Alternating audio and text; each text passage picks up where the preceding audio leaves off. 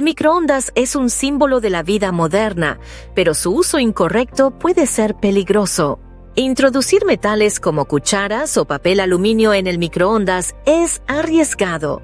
Estos materiales reflejan las ondas electromagnéticas, provocando chispas y posibles incendios. John dijo, las chispas pueden dañar el magnetrón, causar cortocircuitos o incluso incendios. Un solo error puede arruinar el aparato. Para un uso seguro, opta por vidrio resistente al calor, cerámica sin decoraciones metálicas y plásticos aptos para microondas.